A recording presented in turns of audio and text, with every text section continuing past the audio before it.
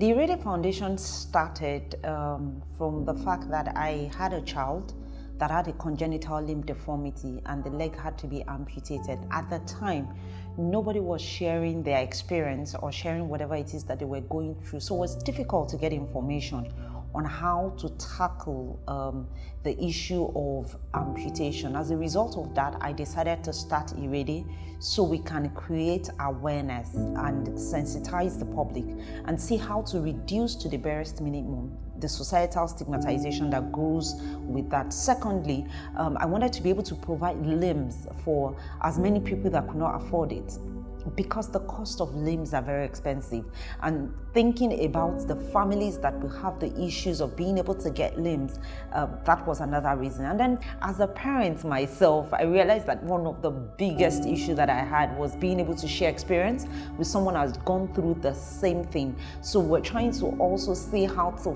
focus on making sure that caregivers, parents of the children that have been amputated, have a support system that they can always reach out to for every time that they needed help. I plenty talk. I thought that you and Gura had talked. Can I tell you this one?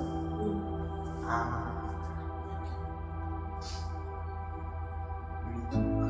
An extensive talk. Actually, have you used those tests before?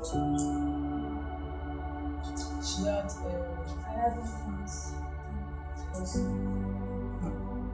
You had or you still have? Okay, so you have an implant in the leg. As a result of that, no, sir. As a result of that, yes, she got fractured. So we usually cancel parents also and the children. And we do peer-to-peer. So the 10-year-old child can talk to the 6-year-old child, say, oh, these were the things that I did to take myself out of here. And same thing with parents. So parents can talk to a new parent about how to confront the issues they're facing. So yeah, we do that. Put your hand on this rail. And stand.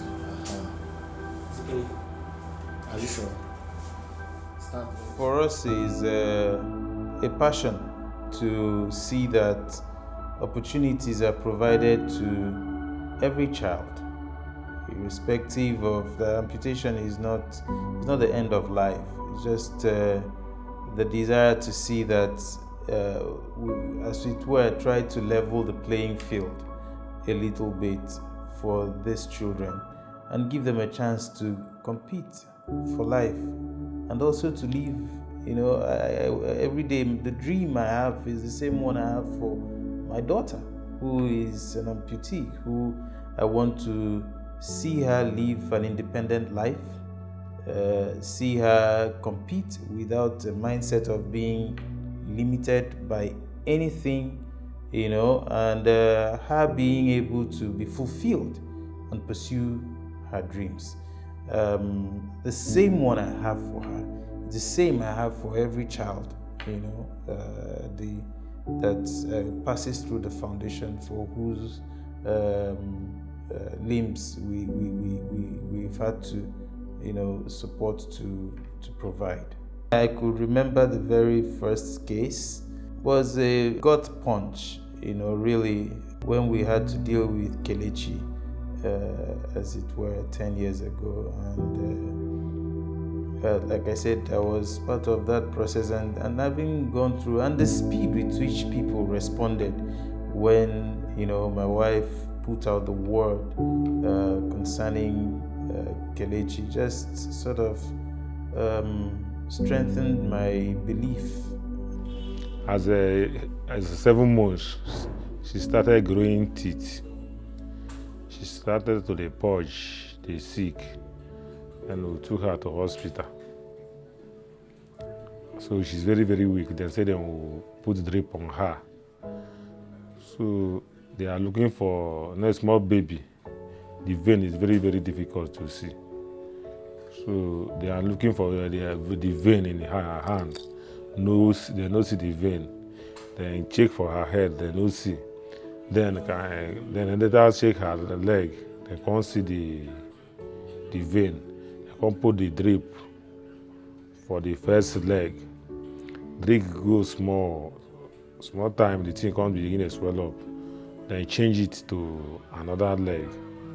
So after every, the leg just, after like one day, the leg just changed, the two legs just changed. Just they black. So doctor, I was going to ask the doctor, what is the meaning of this? He said he don't know. Then he refer us to orthopedic national hospital, Enugu. Then try, there's no way. So after 6 months, then say the only thing that will make this girl to be alive is not to amputate the leg, cut the two legs off. So if they don't cut it, the girl will die.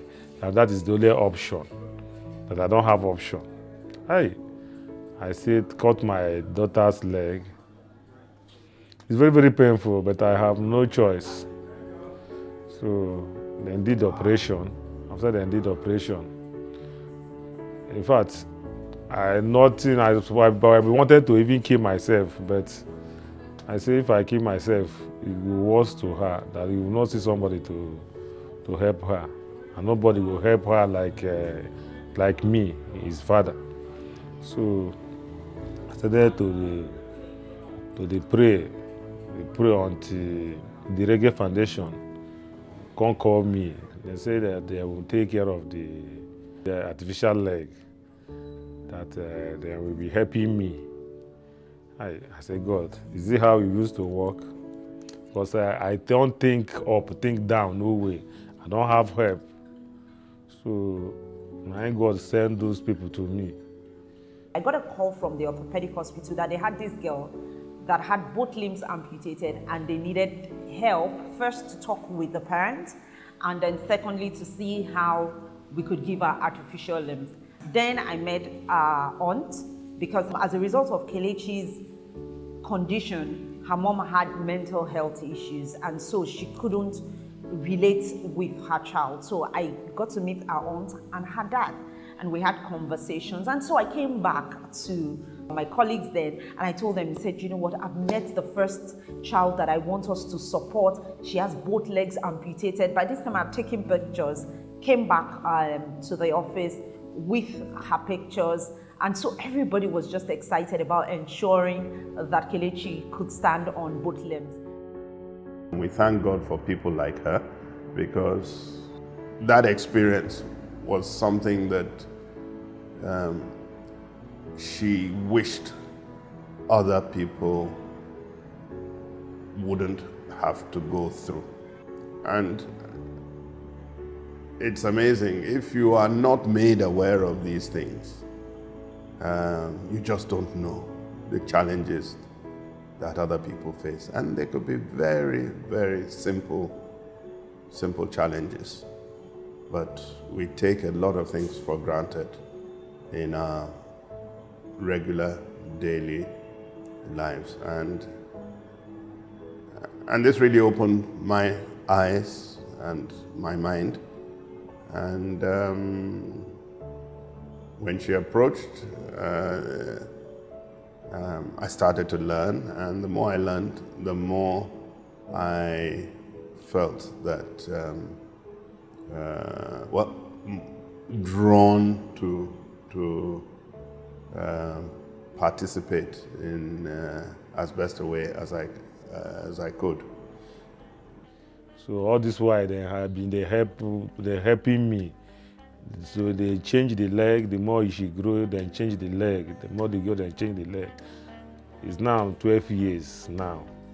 They have been helping me. So much grateful. If not because of them, I don't know how life will not easy for me. In the morning, I prepare my younger ones for school and I cook for them. And I make sure that the house is clean before I leave home from school. The prosthetic limbs make me feel happy, glad, and I'm also good. It helps me to walk and I can play with my friends, I can climb the stairs, I can participate in sports, and I can do other things. My dad has been indeed a really good dad. He helped me when I lost too. He encouraged me to move on because if there is life, there is still hope. Okay, Kelechi, can you define enough for us? So imagine if we can do a lot more in this space in the world today. We create equality in our world. So personally, when I see the work we're doing with IREDE Foundation, it gives me fulfillment. It gives me joy that we are changing the narrative. And I am super proud of that work. That we can show care, we can empower people, not just the children. In helping the children, parents are able to then begin to help themselves. You can imagine a mother that was taking care of a child without limbs. The child has limbs now. She can begin to think of other things she wants to do, developing herself, developing her business, going out there to support other people. So at the end of the day, we are not just helping that child, we are also helping several more people. It becomes as a rippling effect. So it's something that I am really, really proud of. So if you ask me, it gives me a lot of joy and fulfillment. Working with the SNEPCO organization, the team that does that with the IREDE Foundation, I am really, really proud of the work that we're doing. When we have a child amputee centered, the programs that we do, we ensure that it contributes to that child's life. So the child amputee is here, we're supporting his education, we are empowering the parents also, we are providing inclusive education for them. We're ensuring that when they do grow up, there's opportunity for internship and work readiness. So overall, what IREDE is about very much aligns with what I'm concerned about for community and social development. My son Michael was born with bilateral tibial hemimelia, and that was in 2012. And it was a severe deformity that we never knew existed and all. So I haven't gone from one doctor to the other, one consultant to the other and all. So we came to the conclusion that Michael had to be amputated. It took us 4 years to make that decision because we were not sure of where to get a good prosthetic limb for Michael, I remember. And again, we were also told that a good prosthetic limb was going to cost us a lot of money. So it was one of the reasons why we didn't amputate immediately. We had to wait until 2016. Then in April of 2016, a friend of mine reached out to me to say, oh, she had listened to Wazobia FM, and then she had heard this a certain IREDE Foundation talk about what they do, how they give children free artificial legs and all. So she had taken the phone number and then she shared the phone number with me. I then reached out to IREDE Foundation. I called them and they assured me that I should just go ahead and do the amputation, and they're going to provide Michael with the prosthetic limbs that he will be needing. And true to their words, IREDE has done exactly that. Since 2016 up until today, IREDE has consistently provided Michael with artificial legs at no just cost. It's such a relief. Without the prosthetic limb, I would have been crawling on the floor, and now I can go to party. Before, when they invite me to party, I used to stay at home with my daddy.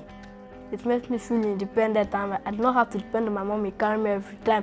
And people ask me questions why my mom is carrying me. So now, thinking that IREDE is actually 10 and Michael is 10, it gives me great joy because I'm feeling like IREDE Foundation came on board because Michael was going to be born. So that's like, happy birthday to IREDE Foundation. Congratulations, you're 10. I pray you grow from strength to strength. I pray that there is provision for the many more children that are going to come on board these free prosthetic limbs. I just pray that God just enlarges you and you just continue to grow and grow and grow. I'm so happy that IREDE is 10. Happy birthday, congratulations. I have to say congratulations, happy birthday, IREDE. Thank you for always helping me a lot. When my prosthesis is old, they'll bring new work for me. And mom and daddy don't have to spend any money. If I had one wish, I wish that I can help them. I noticed that the things they wanted to do resonated with the values I had, especially because I'm also an educator. And because I'm an educator, I have seen how children over time can be cruel to each other unknowingly.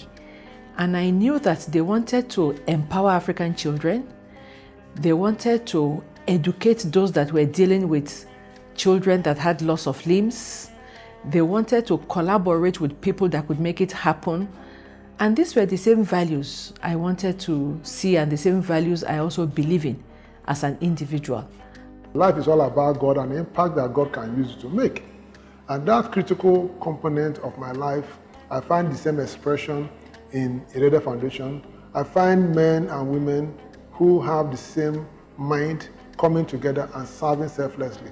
Great leaders in this country, great leaders in their own right, people that I look up to, the Kunles of this world, the FDs, and so many other people, great women who have made a mark in their life. And we all sit together and we're united by one purpose. How can we add value to the lives of these little children? How can we put a smile on their face? How can we let them know that it's not yet all over? And that which is an impediment, that appears to be an impediment, that God can, through all of us and with our other partners outside the foundation, to make a difference, to address this critical need in their life, and cause smile to be restored on their face, and cause them to continue the journey, the upward journey of living a fulfilled and fulfilling life. And that, for me, is the joy that I have in serving here. They will also provide educational support. There are some people that they can't afford prosthetic limb, but they can afford school fees. But there are some that say, you know what, I can't afford prosthetic limb, I can't even afford school fees, help me. Then we provide educational support for them. And the way we do it, as at now, we have 360 children that are asking for prosthetic limb across Nigeria. So we see that the numbers are out there. There are children out there that need this. So that's what we really basically do. How often do you do that? Is it a yearly thing? Yes, it's just like children as they grow. So imagine a child's height. Once the child grows, we have to change that prosthetic limb to now fit the current state, whether height, weight of the child. Yeah. So they outgrow it, just like they outgrow their shoes. The regular so for now, you have 360 children on the waiting pool across Nigeria. And you are still taking your Yes, we are. So last year we provided for 52. This year we said we want to do 100. We've done 44 already. I encourage more donors to partner with IREDE Foundation because of their achievement in the last 10 years. You can see that they've provided support to many children with disabilities, amputee children with disabilities, to help them live normal lives. They have a lot of programs in place to create awareness, to advocate, and to get support.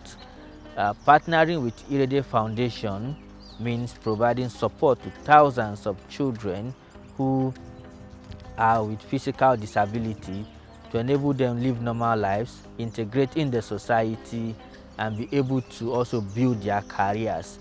What IREDE Foundation is doing is very essential because a lot of advocacy work for persons with disabilities focus on persons with disabilities who are already adults, who are already out there.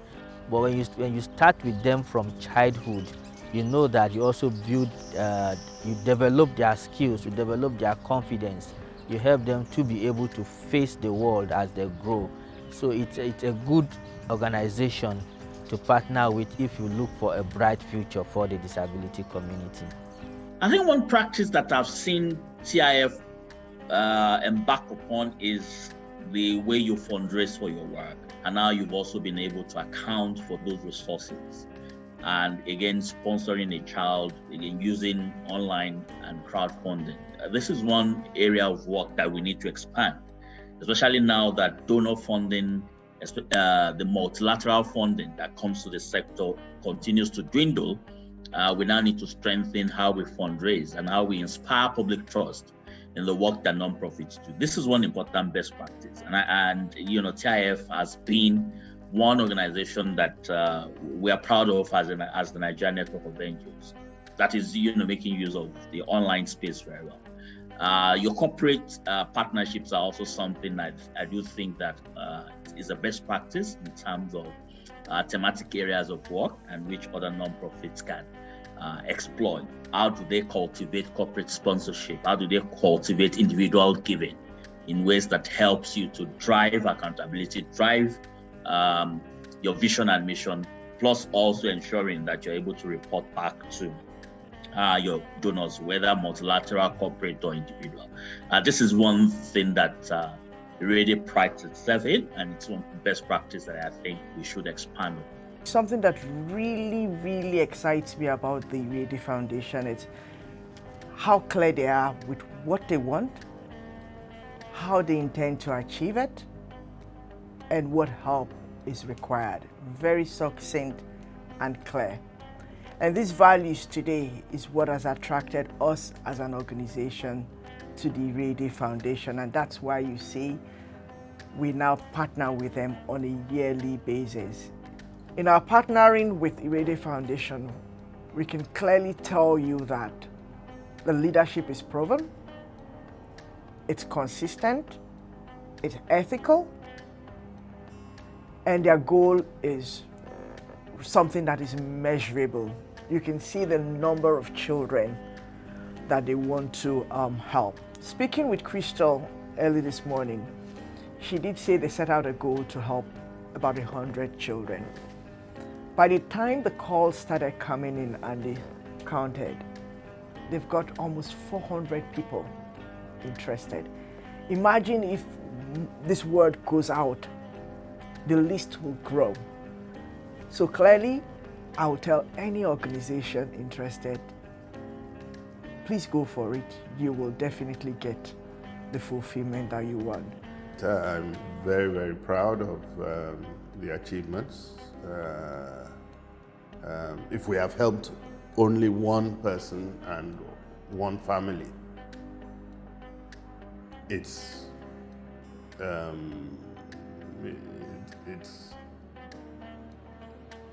a almost life-changing impact that one has made. But of course, we've touched many more lives. There are hundreds of children and families that have been positively impacted by the work of the foundation. The next 10 years for us is beautiful. I see a bigger future for us as an organization. One of the first things that we want to continue to do is we want to have like the IREDE Center, the place where we would have, research, trainings, and focus on, the next set of processes that can be done, and showcase us as a center globally. The second thing that we want to do is we want to continue to give limbs. Today, we're averaging around 400 children that we have worked with. We want to continue to do much more for children that need to get limbs. Also, we want to continue to work in the advocacy space, continue to drive inclusive education, drive participation of government and parents, and all stakeholders to see how we can do much more, to see how to bring down to the barest minimum the societal stigmatization that goes on with disability and how we can give life and continued hope to the champions. I see global impact, I see global recognition. I see an organization that is really being studied by the greatest global institutions in the world as a case study. And it's an organization that will have in the next 10 years earned the accolades of many of the world's leaders. That's what I see. The organization is becoming an institution. I think now is a good time for you to focus on knowledge management. The lessons you're learning in your work in the area of disability now needs to go into publications. They need to go into policy briefs such that other organizations can learn from them. You're becoming an expert in disability and inclusion, and we must now find ways of ensuring that those lessons, those skills that you have built, those knowledge, and those challenges you've been able to surmount, others can learn from you and pick up from there for whatever they will do in their field, or also in improving on their vision and mission. It's congratulations to IREDE at 10, and we look forward to more years of IREDE Foundation, bringing hope and succor to children who have limb deformities across the country. What converted me from being a volunteer to being a donor is really the accountability that I saw. I had access to some of the reports of the foundation, and I could clearly see how every single naira and cent was accounted for. I could clearly see the governance structure. I could clearly see the fact that it was genuine. The goal, the ambition, the pursuit of making more people to have access to whatever they want to have access to inspire them was genuine. And I just want to be part of it, right? Basically. 10 is a significant milestone, a whole decade of impacting lives, a whole decade of making a difference, a whole decade of raising champions, a whole decade of giving hope for others. And it's just the beginning. And I would say that I look forward to seeing you at the end of your second decade, still doing the same thing in a wider space and with even greater impact. And I want to congratulate the founder and executive director of the IREDE Foundation, the members of the board, the chairman. Well done for doing such a great job. The difference that you're making is significant, and I congratulate you from the bottom of my heart.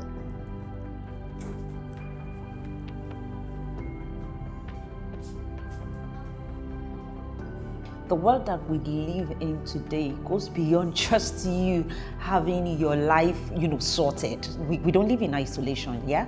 And also realizing that a lot of people are going through things, and if they are sorted, then my child is also sorted. So for me, I just really wanted to reach out to more people that have the same congenital issues like my daughter did, and not just the ones with congenital issues, but the ones also that have been amputated as a result of trauma, because I believe that once we sort out for one person, then we've been able to sort out for everyone in the community.